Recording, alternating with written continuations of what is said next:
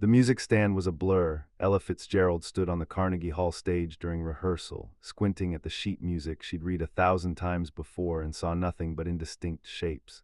The notes that used to be crisp black marks on white paper had dissolved into gray fog. She stepped closer. Still nothing. The page might as well have been blank. Paul Smith, her pianist and musical director, watched from his bench with growing concern. "Ella, you okay?" She wasn't okay. The diabetes that had been quietly destroying her body for 15 years had finally reached her eyes. Diabetic retinopathy, the doctors called it.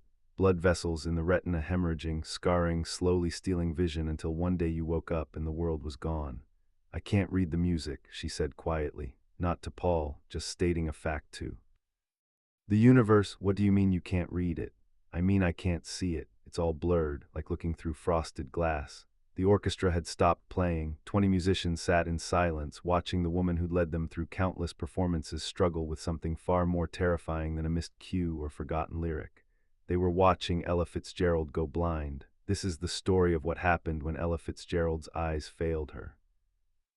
When diabetes took the vision she'd relied on for 60 years of performing, when she had to choose between stepping away from music or finding a way to make it without sight, and what that choice revealed about the nature of artistry, memory, and the mysterious ways we navigate when we can no longer see the path ahead. The diagnosis had come 6 months earlier. Dr. Raymond Chen, an ophthalmologist at Columbia Presbyterian, had examined Ella's eyes with growing gravity. The damage was extensive. Years of uncontrolled blood sugar had ravaged the delicate blood vessels in her retinas. "How bad is it?" Ella asked, though she already knew from his expression. "Significant vision loss in both eyes. It's going to get worse. The question isn't if, but how quickly. Can you fix it? We can slow the progression with laser treatment." "But Miss Fitzgerald, you need to understand the damage that's already occurred is permanent. Your central vision is severely compromised. Reading will become difficult, then impossible. Recognizing faces, seeing details, all of that is going away." Ella sat very still, processing this information. She was 68 years old, had been performing professionally for 54 years, and now she was being told that her eyes were giving out. "What about performing?" she asked. Dr. Chen hesitated. "That's complicated. Stage lights will be difficult. Bright lights can cause glare that makes the remaining vision worse. Reading sheet music will be impossible soon. Navigating stairs, avoiding equipment, coordinating with an orchestra, all of that becomes dangerous when you can't see properly. So you're saying I should stop performing?"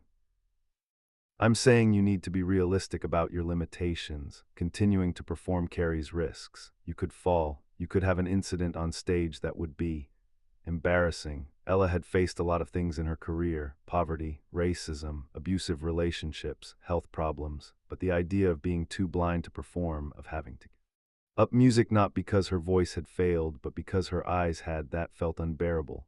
"I have a concert scheduled," she said. "Carnegie Hall, 3 months from now. It's already sold out."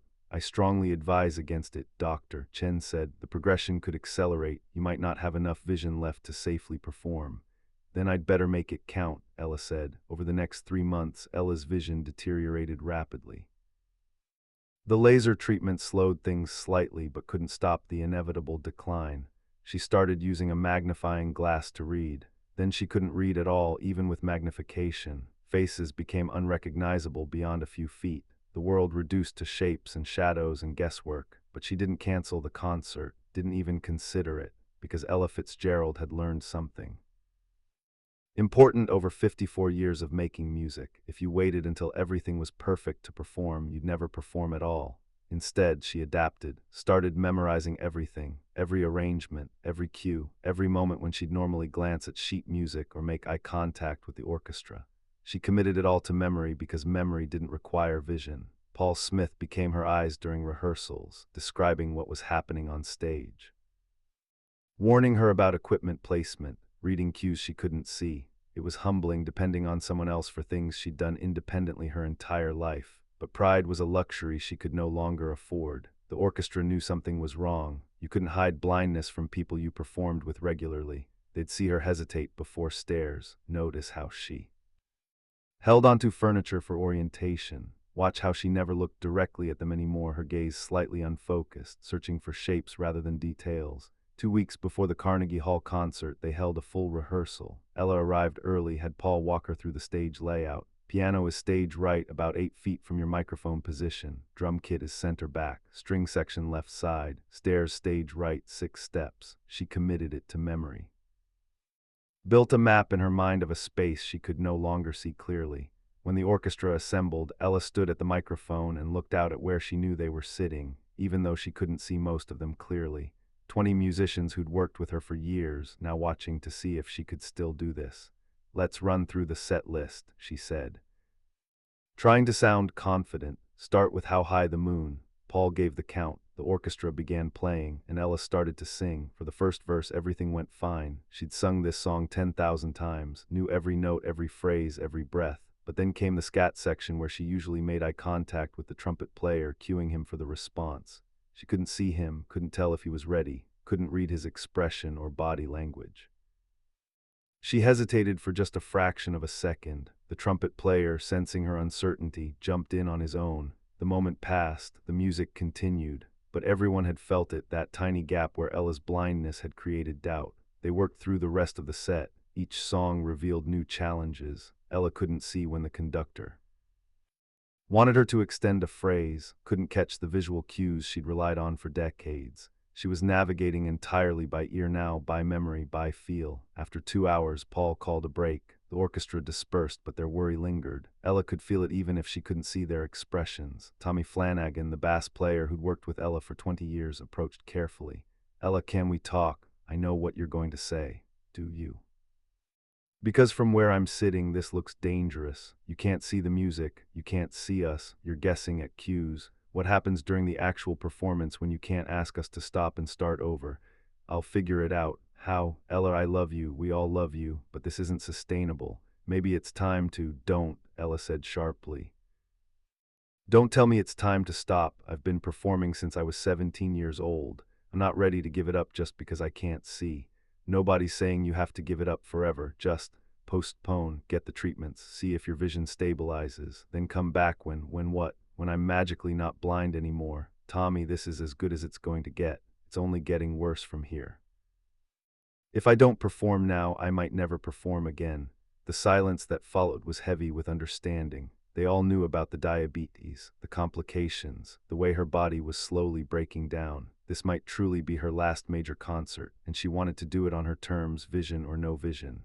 "Okay," Tommy said finally, "then we adapt. We learn to give you audio cues instead of visual ones. We make this work." The orchestra rallied. Over the next 2 weeks, they developed a new system. Paul would call out transitions verbally. The rhythm section would emphasize certain beats to signal Ella when to come in or cut off. They'd adjust tempos if she seemed uncertain, following her lead rather than expecting her to follow visual cues she couldn't see. It wasn't perfect. It required trust on both sides, Ella trusting them to guide her, them trusting her to deliver despite her disability.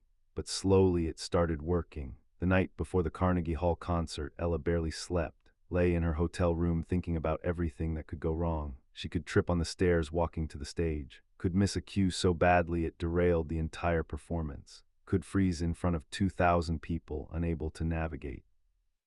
Without vision, but worse than any of those failures would be not trying, not showing up, letting blindness make her invisible. The day of the concert arrived. Ella got to Carnegie Hall 4 hours early, had Paul walk her through the stage setup again. Microphone center stage, piano stage right, exit stage right, 6 stairs, emergency exit stage left if needed. She practiced walking from backstage to the microphone, counted steps.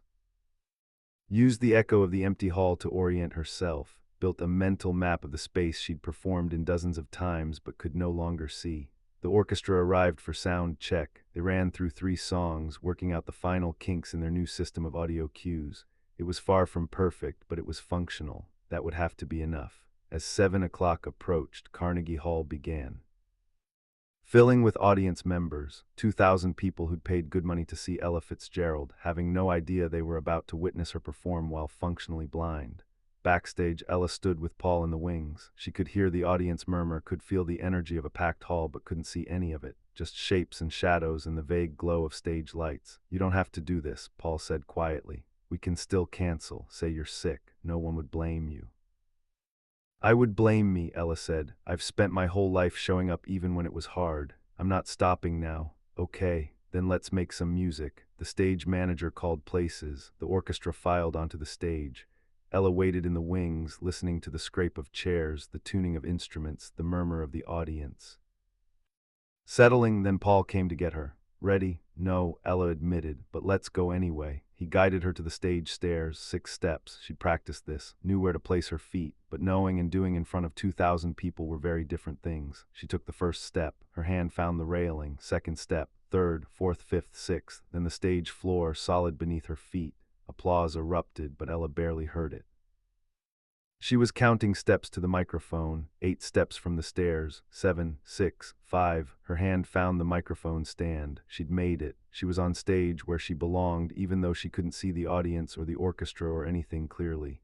The applause faded. The hall fell silent, waiting. Ella stood at the microphone, facing a crowd she could only sense, backed by an orchestra she could barely see. This was it. The moment when she'd either prove that music transcended physical limitations or demonstrate that some disabilities were too significant to overcome.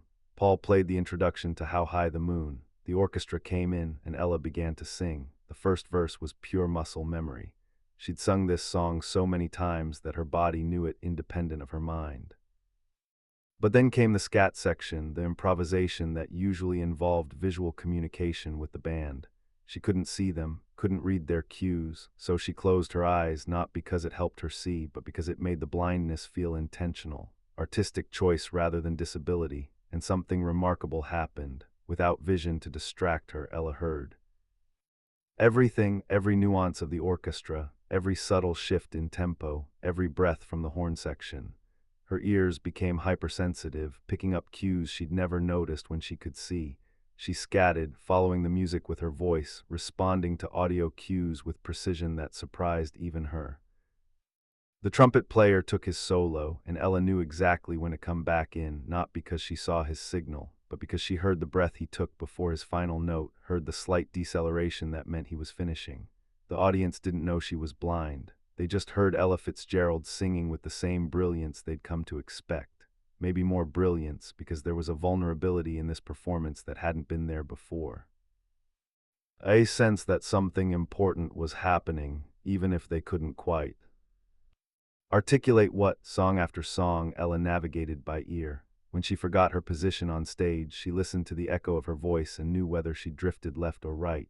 When she lost track of where she was in an arrangement, the orchestra supported her, emphasized cues, gave her sonic landmarks to follow. It wasn't perfect. There were small stumbles, moments when she came in slightly early or cut off a phrase abruptly.